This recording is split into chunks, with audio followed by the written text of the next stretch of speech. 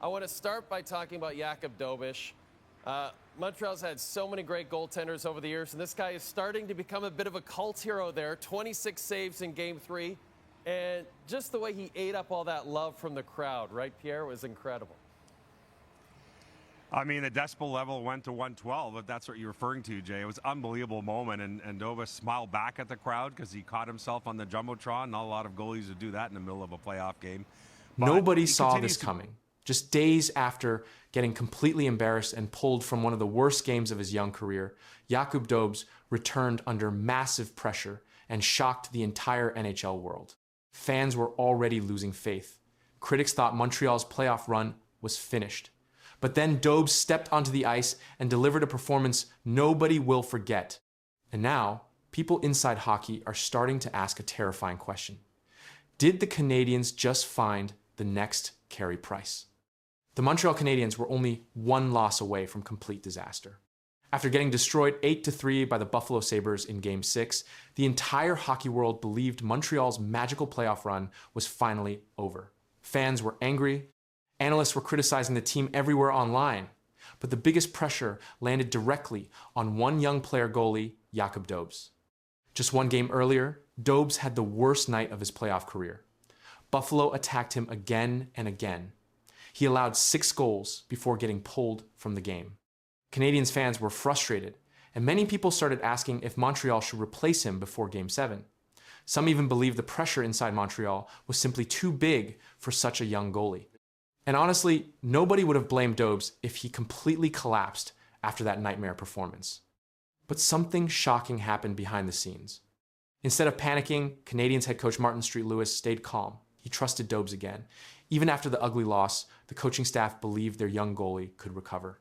That decision would completely change Montreal's season. Because when Game 7 finally arrived, Jakub Dobes looked like a completely different player. From the opening minutes, Buffalo came out flying. The Sabres fired shot after shot, trying to break Montreal early. The pressure inside the arena was unbelievable. Every mistake could end the Canadiens' playoff dream, but Dobes stayed calm through all of it. Again and again, Buffalo players thought they had easy goals. Again and again, Dobes shut the door. Late in overtime, the pressure inside the building became almost unbearable. One mistake would end everything. Buffalo kept pushing hard, trying to complete their comeback story after forcing Game 7. But Jakub Dobes refused to let Montreal fall apart. Every save became bigger than the last. The Canadiens players could feel it too. Their confidence kept growing because their goalie was giving them a chance to survive. And finally, after fighting through one of the toughest games of the playoffs, Montreal found their moment. Alex Newhook scored the overtime winner. The crowd exploded. Canadiens players jumped over the boards in celebration. Fans inside the arena were going crazy. But one of the biggest reasons Montreal survived was standing quietly near the crease Jakub Dobes. Just 2 days earlier, people questioned whether he could handle playoff hockey. Now, the entire NHL was talking about him like a future superstar. And this was not the first time Dobes had shocked everyone. Earlier in the playoffs, he already helped Montreal survive another brutal Game 7 against the Tampa Bay Lightning. In that game, he made huge saves under pressure and helped the Canadiens pull off another upset victory. The deeper this playoff run goes, the more Dobes seems to play better. That is what makes this story so dangerous for the rest of the NHL. Most young goalies struggle under pressure. Most young players break after horrible performances like Game 6. But Dobes responded in the exact opposite way. Instead of losing confidence, he came back stronger in the biggest moment of his career. That kind of mental toughness is extremely rare. Now the Canadiens are heading into the Eastern Conference Finals against the Carolina Hurricanes. And suddenly, people are no longer looking at Montreal as a lucky underdog team. They are starting to believe this group could become a serious championship threat. Because when a team finds a goalie who can steal playoff games, everything changes. And that is why Canadiens fans are becoming so emotional right now. For years, Montreal searched for another goalie who could give them hope after the Carey Price era slowly came to an end. Nobody expected Jakub Dobes to become that player this quickly. But now, the entire hockey world is paying attention. Social media is exploding with reactions. NHL analysts are discussing his confidence.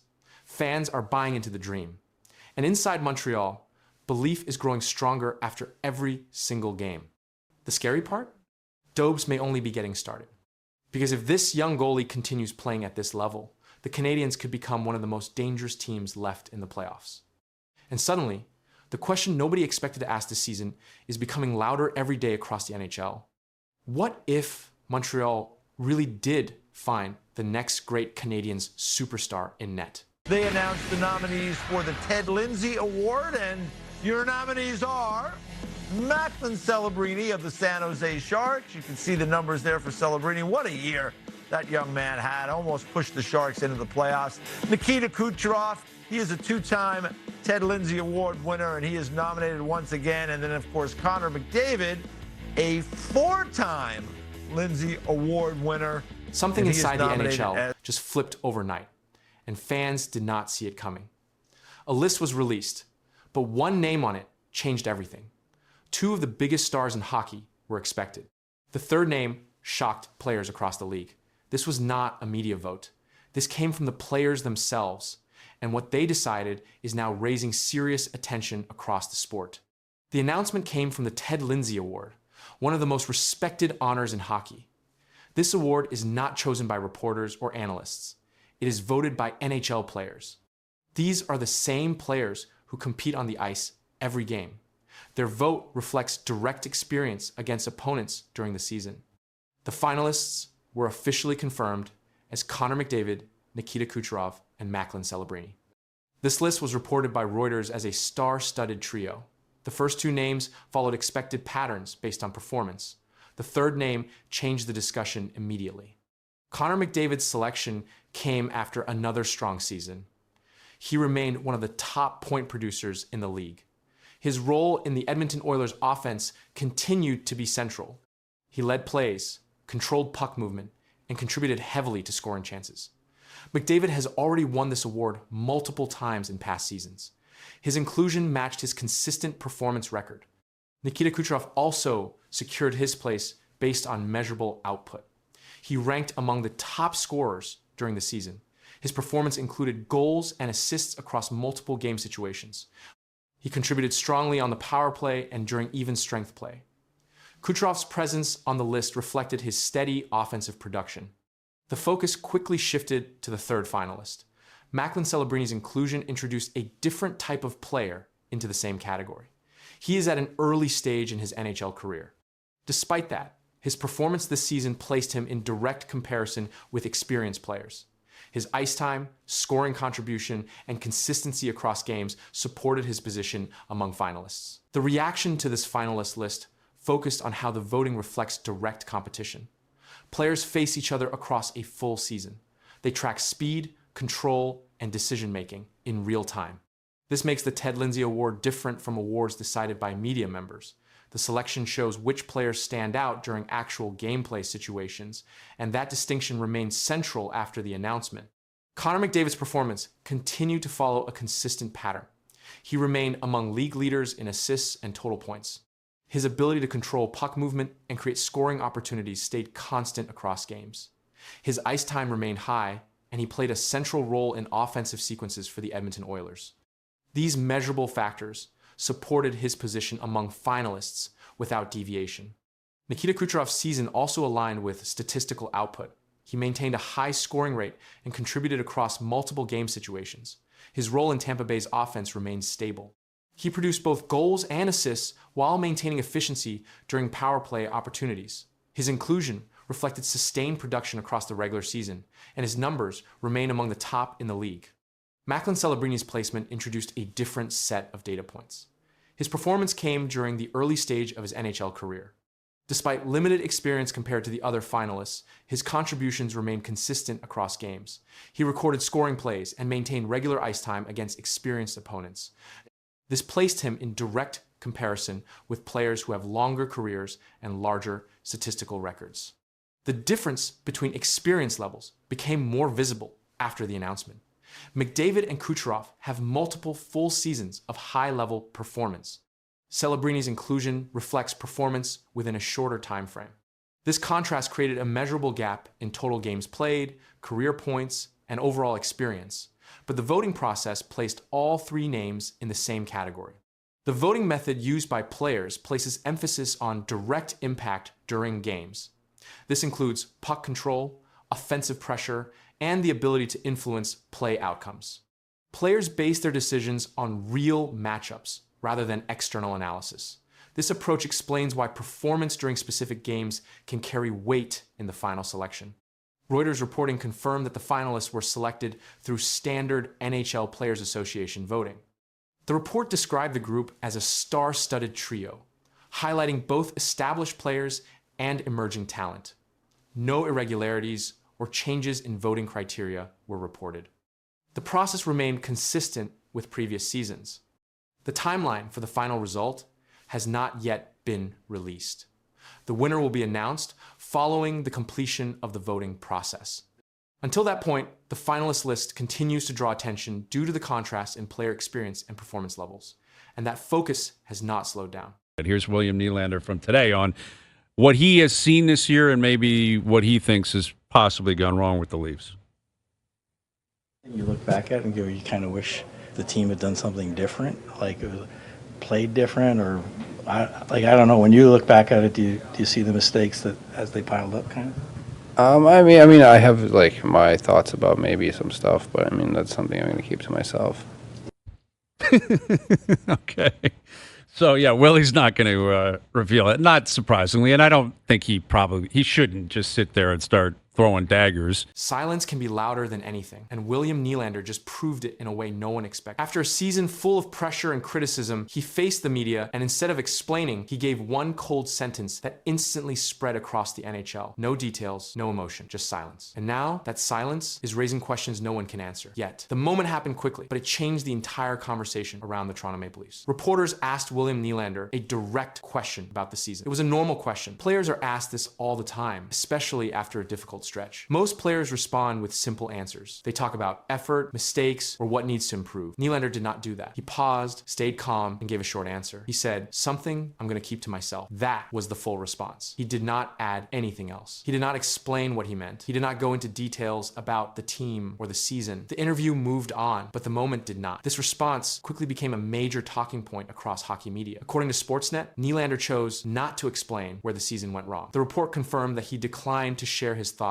publicly when asked directly. That choice stood out immediately. Players usually give structured answers in these situations. They often say the team needs to be better or that small mistakes made a big difference. These answers are common. They are expected. Nylander's response did not follow that pattern. It was short, it was controlled, and it gave nothing away. Another report from Toronto Sun also highlighted this moment. The article explained that Nylander clearly has opinions about the season, but decided not to share them. The focus was not on what he said, but on what he chose not to say. That made the moment different. The Maple Leafs have been under heavy pressure. Expectations were high throughout the season. Media coverage has been constant. Players have faced repeated questions about performance, effort, and results. Nylander has been part of that environment. His response came during that pressure. It did not include frustration or anger. His tone stayed neutral, his words stayed limited. But the message was still clear. He was not going to explain his thoughts. That decision created a strong reaction. The reaction to that moment grew quickly, and the focus shifted from the team's performance to Nylander's response itself. Media coverage continued to highlight the same quote. The sentence, "Something I'm going to keep to myself," was repeated across broadcasts and articles. It became the main reference point in discussions about the Toronto Maple Leafs. This level of attention did not come from length or detail. It came from what was missing. According to Sportsnet, Nylander has often handled media in a controlled and private way. He does not regularly share deep internal thoughts in interviews. That pattern helps explain the response, but it does not fully remove the impact of the moment because the situation was different. The question was about a full season. It came during a period when the team was under strong public evaluation. In these moments, players are expected to give insight, even if it is limited. Nylander chose not to provide that insight. That choice became the story. Coverage from Toronto Sun emphasized that Nylander had thoughts on the season but decided not to reveal them. The article did not include any further explanation from him. The original quote remained the only direct comment. No follow-up changed that. Nylander did not expand on his answer in later interviews. He did not clarify what he meant. The single sentence remained unchanged. That consistency kept the focus on the original moment. The absence of details detail continue to drive attention. In most interviews, players respond with repeated phrases. They talk about improving, learning, or moving forward. These responses create a predictable pattern. Nylander's response did not fit that pattern. It stood apart because it avoided those phrases completely. That difference increased its visibility. The quote continued to appear in headlines and discussions. Analysts referenced it when talking about the team. The response became part of a larger conversation about media interaction and player communication. But the content of the response never changed. It stayed as one sentence, delivered once with no addition. That is what kept the moment active in coverage. A single answer, without detail, without expansion, and without revision, remained at the center of attention, and even as the discussion grew, the original message stayed exactly the same. Connor McDavid just hit a number that changes how the NHL looks at him forever. One goal made history, but what happened seconds later shocked everyone watching. The crowd reacted, the bench stood up, and the league took notice. This was not just another milestone. Something bigger was unfolding on the ice, and the full impact was only starting to become clear. Connor McDavid entered the game already, leading as one of the top scorers in the NHL. During the second period, he received the puck in open space and completed a scoring play that marked his 400th career goal. Official NHL records confirm that reaching 400 goals places a player into a rare group. Fewer than 100 players in league history have reached this number, and the pace at which McDavid achieved it drew immediate attention. The goal came during even strength play. There was no power play advantage. Game reports confirm that the Oilers were controlling possession during that shift. McDavid moved through the neutral zone, with speed entered the offensive zone, and finished the play with a clean shot past the goaltender. The moment was quickly confirmed by league tracking systems, and the broadcast displayed the milestone as it happened, but the sequence did not stop there. Shortly after scoring his 400th goal, McDavid scored again. This second goal became number 401. It happened in the same game within a short span of time. Reuters reported Connor McDavid hit the 400 goal milestone